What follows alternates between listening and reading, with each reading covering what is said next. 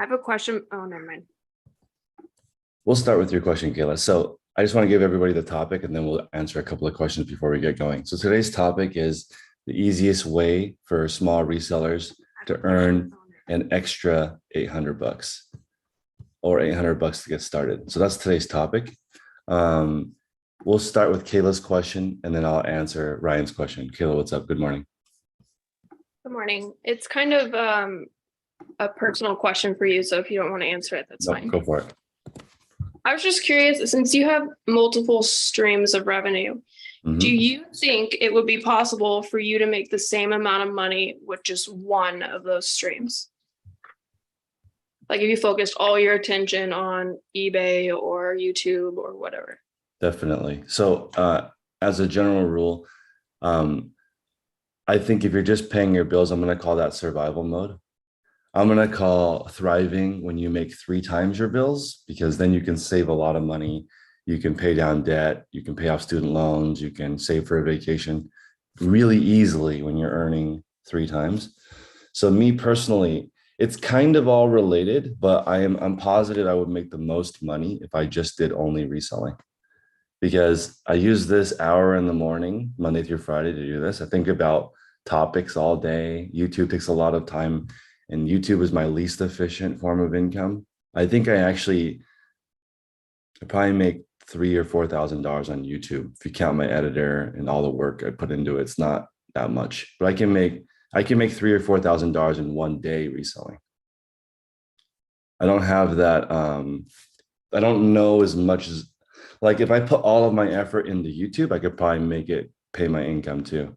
But it's just, it's the same concept as why I don't recommend cross-listing, because you're spreading your attention too thin. Now, what I have decided to do, maybe this is useful for people, because some people in the group, and I want to encourage people who want to shout out their YouTube channel to do it on the day we go public. Normally I do Wednesdays, but today's Thursday because I forgot yesterday. But I encourage you to get to the point where you are happy with what your production is. And at that point, you can start another stream of income if you want to. So to be honest, I'm happy with my YouTube channel. I want it to grow, of course, but I don't want to.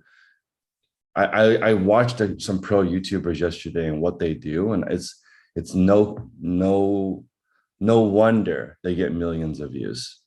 So I saw a YouTuber yesterday. He sat down at a table with 7 people, designed 150 topics. They tested all 150 topics for different test audiences that they were trying to reach. They spent $150,000 on that video. That's 2 minutes long. Spent $150,000. 30 people worked on it, and it made like $2 million. One video that was 2 minutes long, and it was like insane. This huge production team. They knew it was going to work before they even launched it because they tested it. Everybody knew that it was going to work because it was exactly what people wanted to watch. It was Ryan King. It was the video where he's in his room packing for Amazon, and like the room fills with water, and it's real water. Like everything that they do in the video is insane, on point, and exactly what people wanted to watch. Video went crazy immediately because that's what it is. But I can do that with reselling because I understand that if I put all my resources into it, that would be the income that can make me the most. I know where the supply is. I know how to make quality listings. I know how to build an audience to get people to come. I can pick certain products I know a lot about, but YouTube is so big. I know so little. It would be difficult. I'd have to use all that time from the other platforms and put it on the one to make it work. But the people who are making millions of dollars, they put millions of dollars worth of effort into it, even if they're young. Like there's 18-year-olds that have been doing it for all 11 years. So it's uncommon for someone to just come out of the blue. Usually when someone is successful, you can tell why. Gary, I think my YouTube channel, it makes 6 figures gross, but after I pay my editor and some other fees, it's like 3,000 or 4,000. So yeah, If I spent all my time on one, it would definitely surpass everything. 100%. So Ryan, you had a question about the listing quality report. Hey, so yeah, I had a quick question whether is it quality and quantity? Because when I had a lot more listings in one category, I ranked higher, but now that I'm kind of rebuilding, my quality is really good. I'm green across the board. I'm better than most of my competitors in that category, but I'm still ranking really low. And I think it's just because I have a lower amount of items. So I was wondering if you could clarify that for me. Yep, you have to have a larger selection to move up the ranking. So you have to have the 13 things that we talk about that you need to make your listings good. You have to have the best titles, best pictures, best item specifics, best description, condition description, returns. You have to have promotions turned on. You have to ship fast. I think shipping fast is like totally underrated. And then GMV, Isaiah put in the chat, is the total amount that you have listed. That is that is not necessarily number of listings. You could rank really high with a few listings that are very expensive as well. So it's a little bit of both. Dollar amount and then selection, obviously more items equals more dollar amount as well. But listing quality report is all the things we talk about, and had to shout out Tech because in 2017, he kind of outlined that before the listing quality report even came out. Go ahead, Ryan.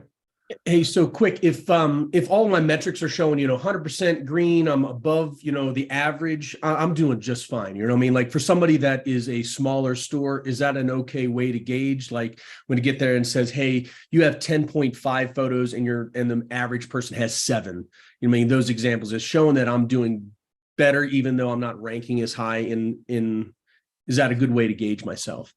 Yeah, because average is broke. Okay. We don't want to be average. Average is just barely pay your bills, and your listings take about 20 months to sell. So if you're looking at the normal listing quality report and at the average, people take about 2 years to sell that item. We don't want that. We want fast. So we got to be better in all categories and better stuff. And that's why today's topic is how to make $800 easily as a small reseller, because we talk about the metric of buying spend $8 or less and make $20 profit is the goal. 100 items in your store, you'd be level 2.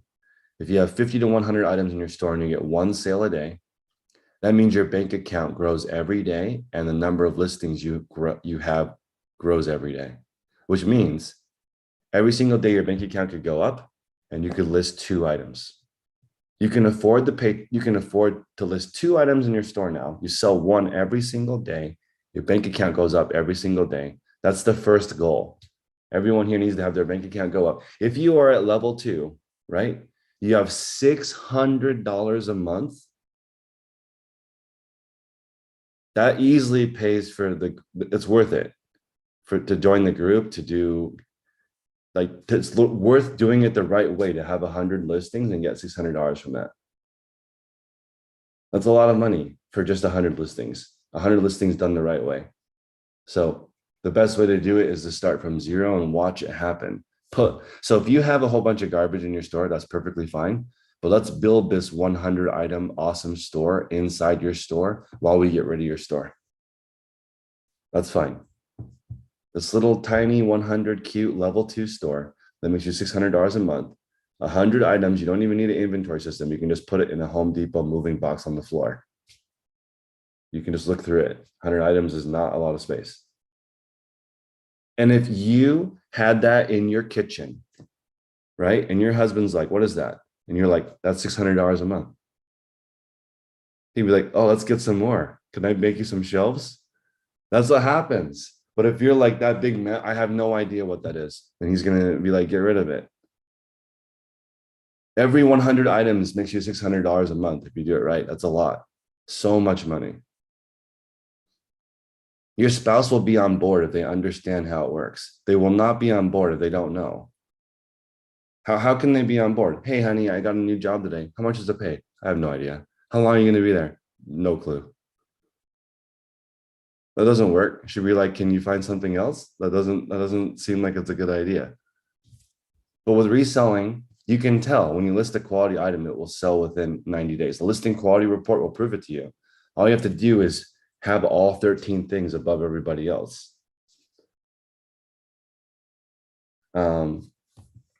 John says 20 months to sell sounds beyond terrible. Honestly, living paycheck to paycheck is also terrible. I have been there. I don't like that. It sucks. If you have an unforeseen expense, you have to get your credit card out. Is that fun? That's not fun. I don't want that. So that's 20 months to sell is also not fun. That's why it's weird when people think that people who have great sales don't have any fun. It's pretty fun multiplying your money like crazy. Brandon? Hi, Chris. Good morning. Morning. I was wondering if you could take another look at my store. Yeah, let's do it. You sent me an email, right, to come visit? Yes. Thank you for can- responding, yeah, by the way. You can. I want to have people visit on Fridays. So if you guys want to come take a visit, that's the day. Okay. Yeah, you could send your store to review, and all the store reviews I do on Fridays. So when you guys look at the free store review thing, I'm gonna do one live so that we can take a look at some different things. So normally I would not do this. We only look at specific items, but I'll go over how I would do it. So let's see. I've been trying to find some better items. I know I still have some pretty crappy ones in there, but I've been doing the zip code call, which has been helping, trying to make some lists. Your store is broken. Can I get a link? Let's see.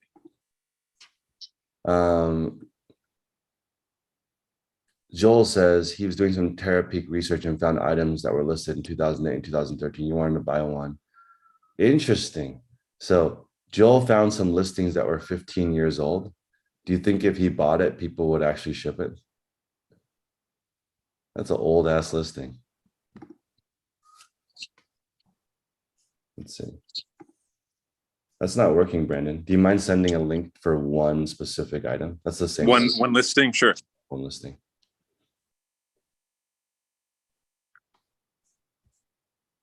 We're looking so I can show you guys the fastest way to make $800. All you have to do is crush your competition in all 13 categories, and you will make $20 each time. It's got to be a better item. It's got to be priced better, better title, better photos. And we'll look at one when Brandon posts it. We'll take a look and let's see. Hopefully that works. All right. This is working. Let's look. Okay. 511 tactical long sleeve. So this is, photos look fine. I think anything that's a little bit more neutral might be a bit better because it might be distracting having 3 different textures. It's also like kind of okay as a customer because I can kind of see what it looks like. But I remember one of the last times we spoke, you said it looks kind of real, in the sense it does look real. Yeah. Okay. Sure. So photos are okay. Photos are okay. I would prefer neutral though, because I'm giving you feedback.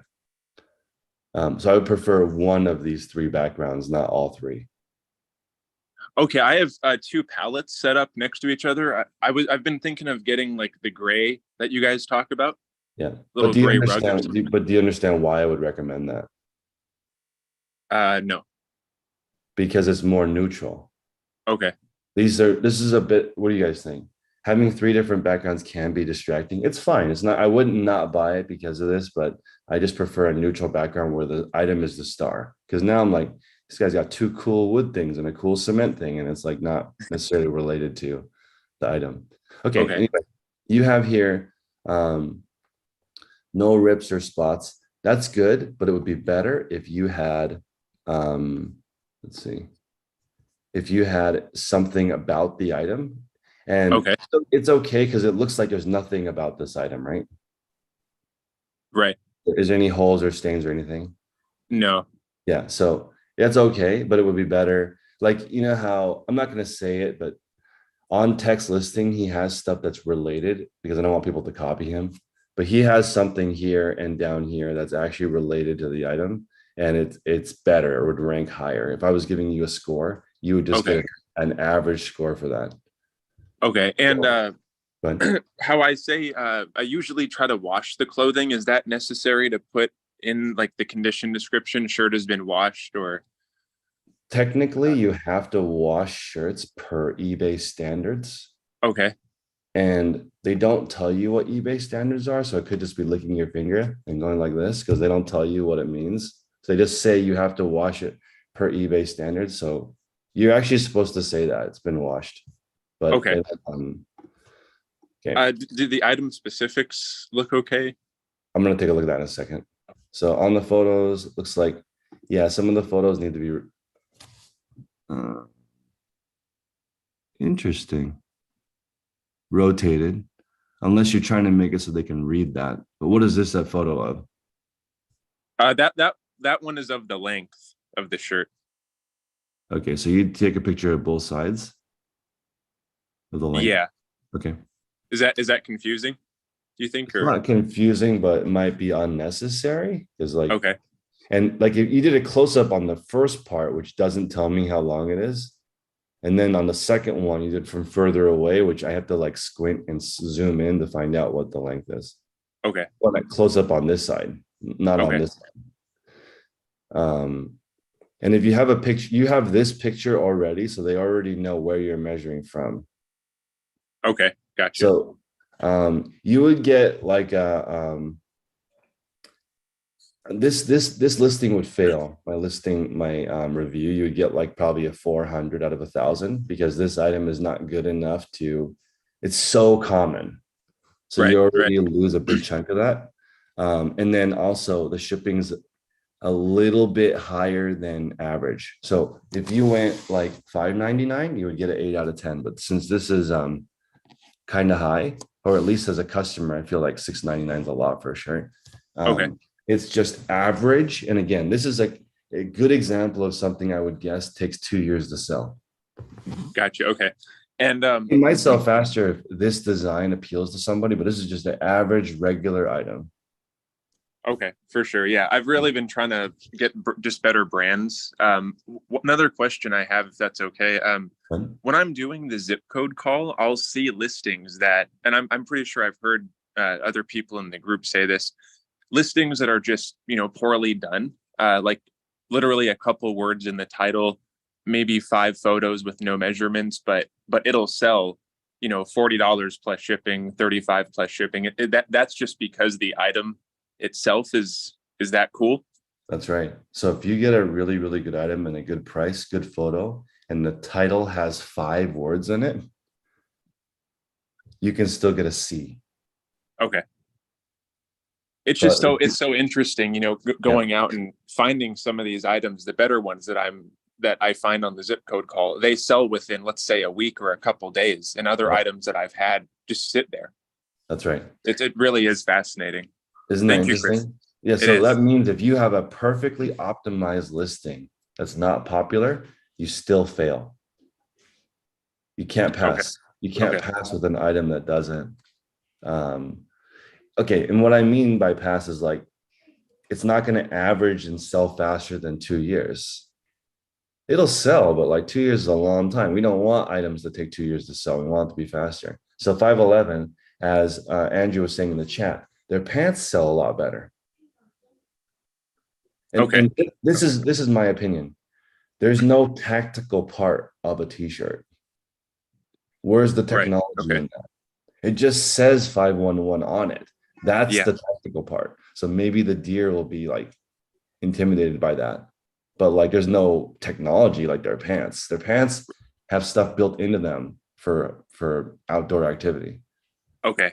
I just on a side note, I actually did find a 511 thick jacket last weekend, so I'm going to try to get that listed. Amazing. Thank you, Chris.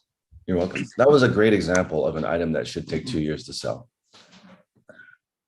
And there's nothing wrong with that. It's hard to get a store of a couple thousand items like that before you start making any sales. Patty? Don't pass on their kilts. Don't pass on the kilts? Yeah, 511 makes tactical kilts. They sell for a lot.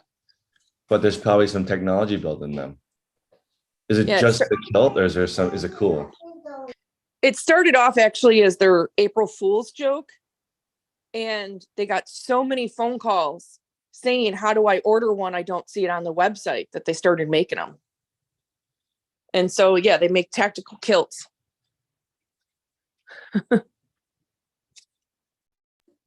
Brandon, can you hear me? Here's an example of 511 that's 511. These are expensive. I wonder what the... Yeah, here we go. This is an example of a potentially A listing. The sell-through rate's above 100%, right? Why is this in here?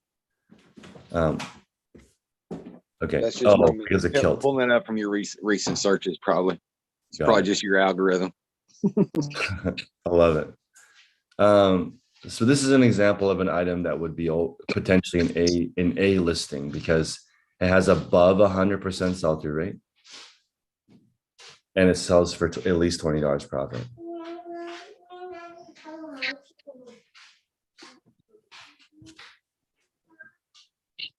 Thank you, Patty, for giving us an example of an A listing. We did the full gamut today. And you see Brandon's working super hard on an item that would only make him a couple dollars profit, because the person that buys that shirt, they're going to offer $5 for it, if they even want it. Okay. So for me, I just keep doing the zip code call. Keep doing the zip code call and keep discounting stuff like the one you have right there. That long sleeve shirt. Okay. The nice thing is that it was size large. I think it will sell. If it was a size small, that would be really difficult, man. Yeah, there's I think I heard Tex say kind of go off the tag, and there's still, a lot of tags, obviously I want to learn and then find the nuances. What's a way to find like some of the nuances in the item? Like for instance, I've heard him say a Tommy Bahama gray large, maybe pass on if it's $8, but if it has some sort of cool design, maybe grab it. Just kind of that cooler than, not as cool then. Yeah, the 511, like for example, that 511 tactical shirt, right? If it had a moose on it, it's already way better. Yeah. Okay. Right. So like just the logo on a basic brand, it's not cool. And also the moose is not a good keyword either. You'd want to get something that keywords well. That's how you notice the difference between A and B and get better. Okay. Bundle Cat says quarterly taxes are due tomorrow. Thank you very much. The zip code calls inside the is inside the document that has all of our calls. I'll put the link in the chat. Danny, good morning. Question? Good morning. Just had a quick question about the shipping that you were talking about when you were showing Brandon's listing. So I'm a little bit confused. I hear you guys talk about you do shipping for right around that price range. Mm-hmm. My question is, do you use priority or do you go straight ground event? So okay, here's my theory on shipping. You guys tell me what you think. Free shipping would rank highest. You'd get 10 out of 10. Reasonable shipping, I would give you between a 6 and an 8 out of 10. So for Brandon, I would give that a 6 out of 10 because it's okay. $6.99 is kind of on the high end. $5.99 does, to me, mentally feel cheaper on that type of item. And then $4.99 seems very reasonable for that item. So $4.99 might be an 8, $5.99 might be a 7, $6.99 might be a 6. And you can see if you charge $9.99 for shipping, some customers would be offended by that. So you get like a 2 out of 10 because that's just the scale I'm using with. That's why you can still get an A on your listing and charge reasonable shipping. It doesn't affect it that much because if you charge a reasonable shipping, you get an 8 out of 10. Free shipping 10 out of 10. In my opinion, it's not worth it because the returns are more expensive. For only a tiny bump, I wouldn't do free shipping. But you mentioned as well on some of the calls that you use post office shipping equipment or shipping products. How do you ship with those products? Like what are you using? Because they don't offer for Ground Advantage, right? They do for t-shirts, of course they do. Oh, really? I had no idea. Okay, cool. So that's something I didn't know. All right. Bro, Wait, he means free supplies. oh, Right. there's no free supplies for that. No, you have to buy them. Oh, okay. I'm sorry. Okay, I thought you meant. Try to get the cost to 3 cents per bag. Okay, perfect. Thank you. You gotta buy them. Also, just to give you guys a reference point. So, do you guys feel like $7.99 to ship a t-shirt's kind of expensive? Everyone here? I would say $7.99 to ship a t-shirt's probably average, right? And again, average is 2 years to sell, broke. So we want to be way better than that, if that makes sense. If somebody was charging $1.99 for shipping, you would be like, oh, wow, that's a great deal. That's super cheap. It's actually even cheaper in your mind, maybe, than free shipping. We're so used to free shipping, maybe it doesn't seem like a deal. Dylan? Hey, yeah, I just had 2 questions. Yeah. With that, yeah, I just got a comment that someone said shipping was too high, and it was actually less than what I paid for it. So it's interesting, like what people's perception is. They have no idea. Yeah, they have no idea. Yeah. I had 2 questions. One of them was, if someone's buying a bundle and then needs to return one item, how do you normally calculate that to give them a shipping label? Because it's asked me, like, I have free returns, but sometimes I'll randomly get the prompt that like I have to upload the label instead of eBay doing it. I don't know the best way to do that. I'm not sure why sometimes it recommends that. Does anybody know? Yeah. I just had the policy, if you want to return one, you return the whole thing. But I understand that's a feels weird because they do want one of the items. Yeah. And it depends on if the return label is like priority for 2 items, but Ground Advantage for 1 item. Is that your situation? Yes. Then I would prefer, if I could in that situation, to upload a Ground Advantage label to save some money. Right. And that's what I did. And I just like guessed at the weight because I didn't weigh the one thing individually. I just had weighted as a bundle. And it worked out, but I just didn't know if that was like really what I was supposed to be doing. So yeah, that's right. Okay. So my other question is, as I'm trying to optimize my listings, I don't know if this is right, but I'm using, like, I have a separate eBay tab open. So I'm like searching for the item to see, when do I get to the point where my item's showing up, like in that first page? Like, do I have it optimized enough? And I know there's a little bit of a delay between like when I'm updating stuff and when it would show up differently in the search. But one thing I noticed yesterday with an item that I didn't update yet is if I had typed in just like the keywords, it showed up in the front or in the top. But then if I sorted it by nearest first, it disappeared. And I thought that was really weird. It might be filtering out your own. I would probably search in an incognito browser if you can. Okay. That way it won't do weird things like that. Like maybe it saw you look at it before and then you didn't do anything with it, so it gave you different results. Oh, gotcha. Okay.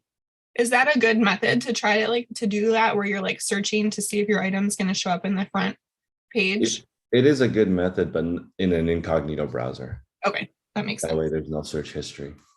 All right. eBay is also really smart too. In an incognito browser, sometimes it will also record the history of the person that's searching.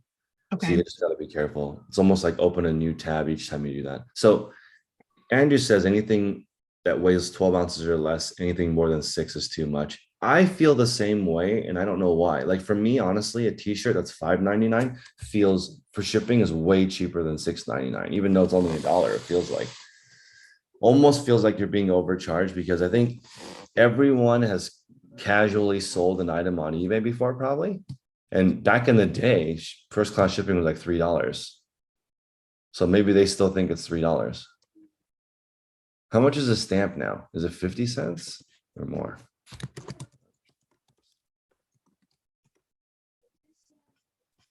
$0.63 now. See, wow. See, I didn't even, it's been up 13 cents since I last checked.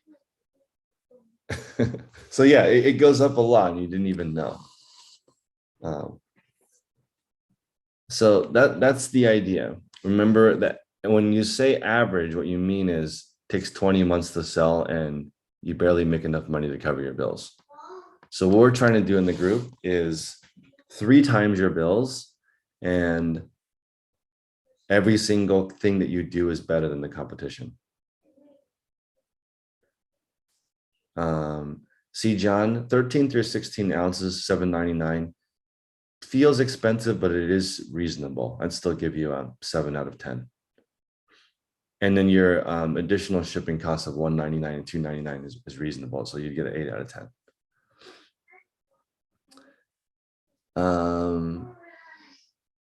Priority padded is $10.80 at the post office. Yep. But for a customer that has no idea, they might think it's $8. Kayla, go ahead. So yesterday on the car parts call, Max and Jared were talking about like businesses within your business. And that kind of got me thinking, should I be thinking of each category that I sell in as kind of like its own business, and like not like diligently, but like semi-tracking the like profits or like the revenue for each category? And if so, would that be something to look into as far as like going into a new category? Like, let's say I don't sell any pants right now. Should I research like the potential profit for me in that category, or is it really not that matter? I think that you need to determine whether or not pants are worth the sell for you, or jackets are worth, or sweaters are worth, but you wouldn't segment it and track it, because that would take a lot of time. What I would just do is decide, is it worth it or not for me to sell jackets? And then just factor it all into your clothing store, just as an average. I wouldn't, it's really hard to keep track of all the different categories that sell and then make some kind of Excel spreadsheet to, like, I don't even know how to do that. Segment it, like to easily segment it so that you're like, well, jackets that are blue are 80% better. Because that data that you would be tracking, you would need to be able to read it later. And so I just think, are these types of items worth selling for you? Great, they're now in your store. I would count your whole store as one thing. Okay, thank you. Yeah. Mary says she has a hard time selling jeans. Jeans are not for the faint of heart. I think you need to be an expert. There's a lot of returns in jeans, so you have to know what you're doing. Otherwise, the returns will kill you, and they require more measurements, and they are heavy. So hardly any are first class, unless you're doing exclusively women's skinny jeans.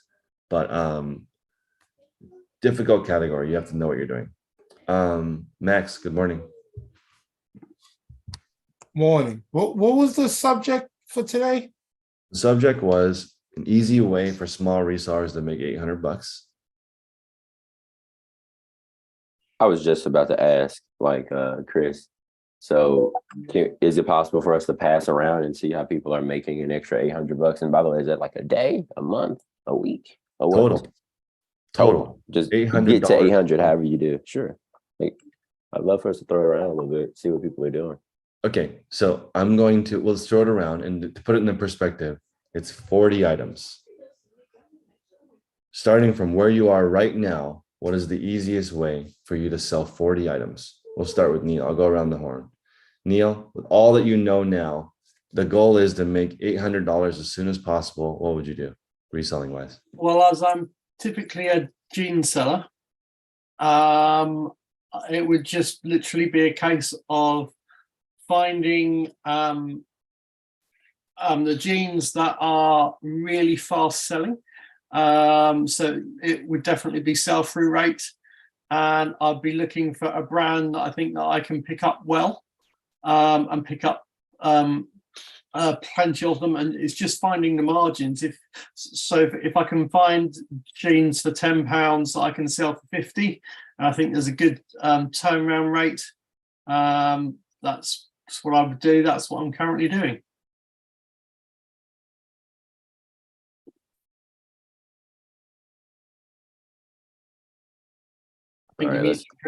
Sorry, Seth, to make $800 in your category, to start your little mini 100 item store inside your store that meets all the criteria you want? How do you do it?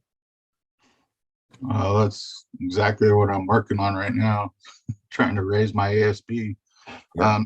Yeah, I'm moving from collectibles to tools, which it's probably going to take me a year or more to transition, but because I got to keep that beast fed for sure, keep that income coming in. But yeah, I've been using tools, it's been working good. I mean, the ASP on tools is a lot higher than collectibles, and they're a lot more reliable on sell through too, for sure. Yep. So Anything that has utility is going to have a much better sell through, right? Because people need those. Oh yeah, my store is like 90% collectibles, and the beginning of 23, it just took a dive big time on collectibles for sure. So, I found starting to pick up a little bit right now, but still I'm gonna move over to tools for sure going forward. Sounds good. So you would just, like, if you wanted to sell more tools than usual, would you just add a couple more things to your sourcing route, or how do you find more tools? I live in a small and relatively small compared to big cities, and sourcing for me is just yard sales, auctions, flea markets. We don't have like great thrift stores like there is in big cities for sure. So, which you don't find tools in thrift stores anyways, but yeah, that's my sourcing is through those avenues, and it's kind of slow. So that's why I'm saying it's going to take me a while to transition my store that way. But keeping what they call it, a queue for sure. I'll have to build up a queue for sure, because sourcing tools is few and far in between. Are you saying a year to replace all the items in your store? Yeah, I have a 17,000 item store. So do you want to sell 17,000 items in the next year and clear it out? I sell about 10,000, but yeah, I would. Yeah, for sure. I sell about 10,000 a year. Okay. But it's low ASP though. Yeah, it's an interesting thought that a year from now, in theory, you could have no collectibles in your store and all toys or all tools. Yeah, well, like I said, I gotta keep that beast fed. So, I mean, I still have to be listing collectibles because I do get income from it. Yeah. But yeah, eventually I would like to be at that point. Yeah, it would take probably a year or more is what I'm thinking. Becky's asking about how you ship tools. Are you looking for first or ground advantage tools? Or are you looking for what I'm right now, I'm sticking to smaller hand tools, which can fit like in a padded flat. I'm not going too big unless I know I can flip it real fast. Because I worked in the oil field, so I know a lot about tools and how much they're worth. Because as a superintendent, I used to buy them. I know how expensive they are, for sure. Definitely. All right. But yeah, I'm sticking to hand tools now, trying to keep it small. That way, if it's too heavy, it could fit in a padded flat. Sounds good. Thank you, Seth. Eric, I'm gonna pick on you. How do you find 40 good items? How do you approach that? That's a different question than everybody else had. How do I find 40 items? Well, that's $800. $40, $20. I was just gonna list this one and sell this. Oh, one for $800. That's a lot easier. Yeah, it is. And $800 would be a smoking deal on it. What is that? It's a Hermes 3000 typewriter. Okay. Type it into the sold. Man, I remember lugging 14 typewriters to the local typewriter shop, which still exists in Berkeley, which blows my mind. And the guy knew everything about it. That's cool. So this was a typewriter that Jack Kerouac wrote one of his novels on. Tom Hanks, who's an avid typewriter collector, says this is his favorite typewriter. Made in Switzerland. Beautiful. What are you gonna list it for? Well, if I was going to make $800, I'd list it for $800. What is it worth that? What's it worth? 15. Okay. 14, 15. Okay, so here's the question. What do you list something like that at? Because it's definitely a collector's item. I have a hard time letting go of that. But if Hard I was to going to replace. list it, what's that? It's hard to replace. It is hard to replace, yeah. And actually, the ones that would go for 15 or 14 would have a new platen, which is the round part, which this one doesn't have. But this one works really good, and it's in really good condition. Most typewriters don't work. Like if you buy a typewriter at a garage sale or a thrift store or a estate sale, usually they don't work. The keys are stuck. Anyways, I have a ridiculous collection of typewriters.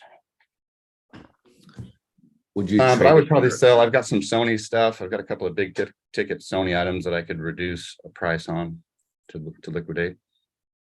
Would you trade your ridiculous collection of typewriters for money? Depends on how much money, I guess. But yes, I would. So, guys, what do you price? What would you guys price a typewriter if that's worth? Could be worth up to $1,500. What do you price it? I'm curious. We have 131 people in here. What do you price that at? Mary goes 2,000. Depends how quickly you want it to sell. Yeah, how fast do you want it to sell? Right. Yeah, that's a good. I have one right now. I have an offer on a typewriter that I just listed last night. I listed it for $192, and I have an offer for $160. Is that a deal? Probably. I mean, I listed it last night. That's the thing. I turned down an offer for $150. I mean, I countered him at 170 something, and he hasn't come back at me. You're not gonna auto accept 160 on a 192? I know. I'll accept it right now. That's pretty close. The typewriters, I have a weird. I have trouble letting go of the typewriters. Is it because you love them? Yeah, I suppose. I mean, yeah, it's just one of those weird things that I collect. Yeah. And so of course I go to a lot of estate sales. So anytime I see one, I grab it. Dang, that is all right. I just accepted the offer for 160. Thank you. Eric, do you fix the typewriters or do you sell them as is? A little both. I mean, the first one I sold as is, and it was a 1920s Corona, beautiful little typewriter, except for it was just a total wreck. And so that one I sold, I think I put it up for like $23 plus shipping, and it sold instantly to someone in Miami. But it wasn't worth more than $20. I mean, it was a wreck. But and what do you usually charge for shipping? Just out of curiosity, because I have a lot of them too. I mean, I usually just do the calculated shipping. I don't really know. And that's a good question, because I don't know how to do it, to set it up to do. I mean, I have a good idea of what it would cost to ship it, but I don't want to go through and like have different prices for every part of the country and just all that. All that just seems like a big headache. I just do calculated shipping. And so, I put in proper dimensions and weight. And you don't have any problem with boxing it up or have a problem when it gets there? No returns like that? I mean, I don't, but I'm pretty ridiculous about my packaging. Well, I'm glad to hear you say that, because now I'm going to list typewriters. Yeah, do it. I have some. There's a lot of people that buy them. Yeah. So I went to an estate sale during COVID and I bought 15 typewriters. They were all IBM Vintage Selectric 2, all of them. Love it. What do they weigh, like 50 pounds? They weigh 50 pounds. Yeah. I took all of them to the typewriter shop in Berkeley and said, can you fix all of these? And I'm going to sell them on eBay. And he said, sure. And only like 4 or 5 of them could be repaired back to workable condition. And those sold for like around 200. And then the ones that for parts and only sat forever at 50. Yeah.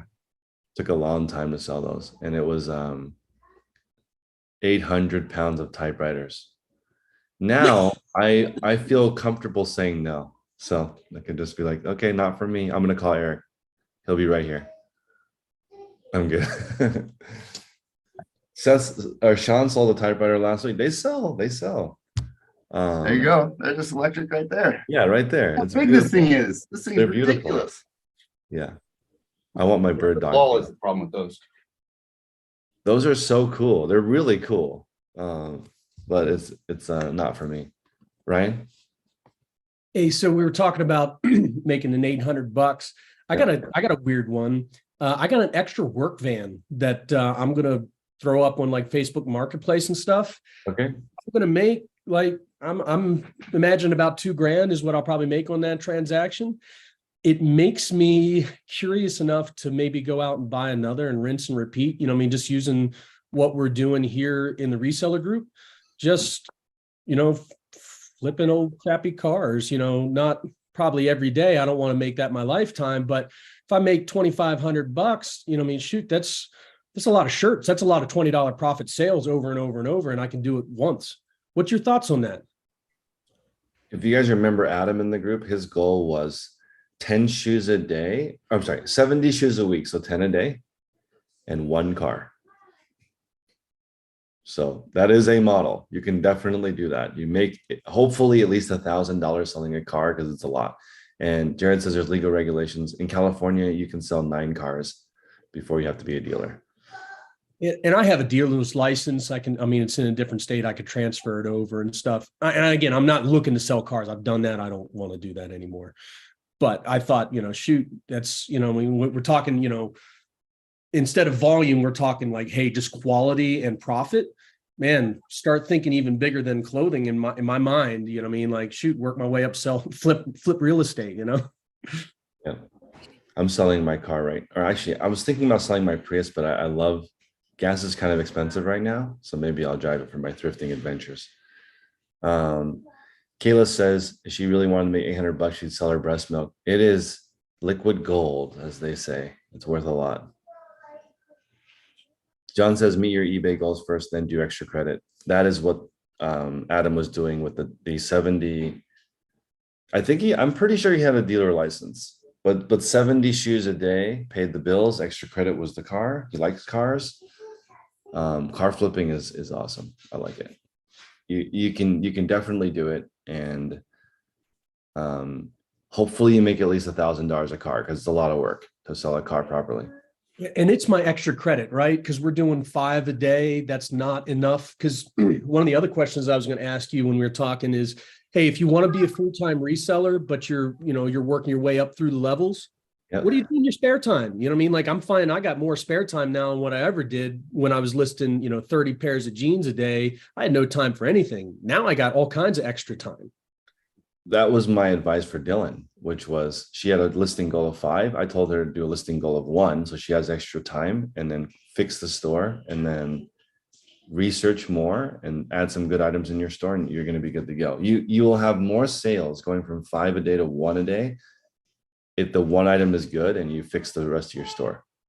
Doesn't feel like that, but pumping 5 average items into your store is like, you got to wait another 2 years to get your money back, another 2 years to get your money back. Your bank account's going down, but your store is getting bigger. Let's not do that. Let's go the other way. Bank account bigger, store smaller. Eric, how many typewriters do you have?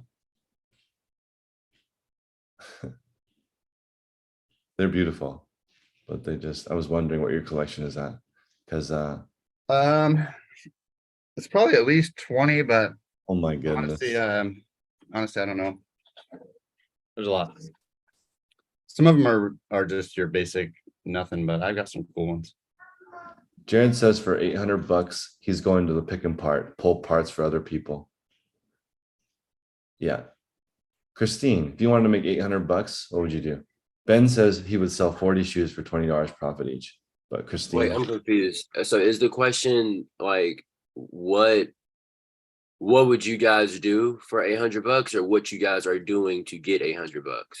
Well, like those are different things. It is different, but you need $800 to buy 100 items that make $20 profit each to get the level 2. And I was just asking, people are being more creative in their answer. I was asking, how do you sell items to get there? But if you want to flip a car or sell breast milk, go for it. Christine? So I was thinking to myself, I was thinking that the wrong way would be to lower my prices and sell my items that way. You could do that, but on long term, it wouldn't work, right? So what I was also thinking was that I could look to see what was selling the most in my store, which is men's shirts, because that's my highest category that sell in my store. I could put those on promotion, but that's really kind of a short-term solution. What I want to do is do a long-term solution and do it all the time, but not 800. I need more than that. Or I'd like more than that. So I would say remain consistent in what I'm doing, and that is finding items that are within my margins and continue doing that, because my store has started to change since I've been doing that exact thing. So I would stay on track with what I'm doing. Okay. I want to put in the perspective for everybody something right now, and I want people to write this down. This should really hit home. To make 10 sales a day at $20 profit, okay, if you have a 3-month sell-through rate, so this is $6,000 a month, $200 a day, 10 sales a day, you need 900 items in your store. 900 items in your store, sell 300 a month times $20 profit. That's $6,000 a month. $6,000 a month is a lot. You can at least get by. You can survive, right? Now, if you have a normal eBay sell-through rate, which is 20 months, you need 6,000 items in your store. Okay, is that enough motivation to not do that? Because like 6,000 items is a lot of freaking items. If you take your time and get 900 of them, it's faster. It's faster to find 900 good items than to list 6,000 average ones. That is a grind. Mm-hmm. That's a grind. So is my thought of putting things on sale long term? That's not a good strategy, is it?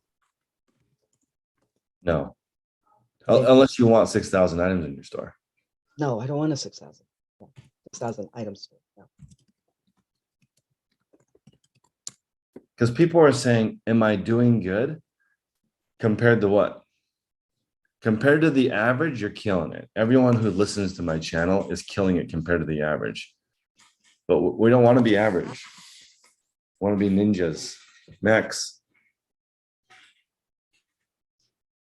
So one thing I just realized, when my screen in Zoom is not full screen, okay, can't see the reaction thing. You have to press the 3 dots, and then it's like 2 more steps just in case new people come and they can't find it. Just let you guys know. So do you think that your level outline is finished now? No, I tried to finish it, but it's a little bit like I want to outline how you can make the first part of. I know how to do it once you have. If you have $1,000 in your bank account, then I know how to do it. But before $1,000, it's been a long time, so I need to think about how I would approach it with literally no money. But once you have some money, you can just get $20 profit items and you're good to go. And by money, I mean $500. But it's not like, it doesn't work if you start like, okay, let me back up for a second. I know what to do with no money. It's just that I want to explain it properly, because a lot of people have no money. Most people don't. So I want to give the right strategy so people can follow it step by step. When Isaiah said he wanted to have like a curriculum, I want that, right? So I know what to do from first grade to graduate level, but kindergarten to first grade, I haven't written that curriculum yet. Okay, that's perfect. So what do you think about this idea? And it's not ready yet, but when you do, because I was re-listening to the podcast talking about the percentage of the items that meet your metrics in your store. Yep. What do you think about running a poll in the group? I would think it'd be anonymous so people would answer honestly more often. Okay. And then you could use that poll for like your grading of the group of like which level you think you're on. And then like maybe at the end of the year, we do the poll again to see like the percentage of people that have gone to another level. I see. So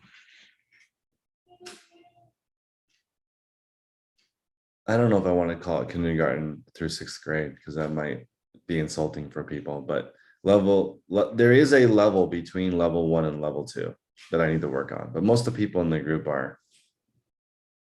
they're not completely broke. Clients, or Jessica says she does best selling Western boots, but the risk is higher because of the cost of goods. I find that items that sell quick, there's not as much risk as items that sell slow.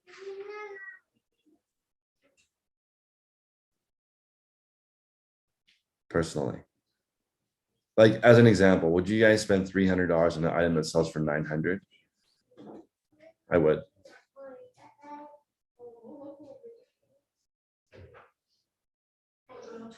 Mary's asking, how can you have your house and can only store 500 items? How can you have 10 sales a day? That's actually totally possible. So Mary, when I was starting over from scratch, I think I had 10 sales a day at like around 400 items. You don't have to have items in your store that sell slowly.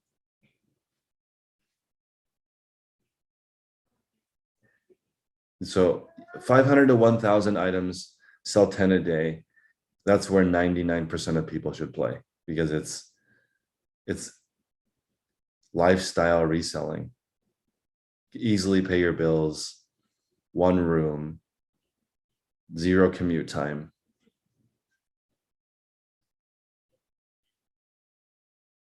Yeah, I agree, Jared. Because if you can build one listing from scratch, that's quality, you're graduated from kindergarten, you're in 1st grade.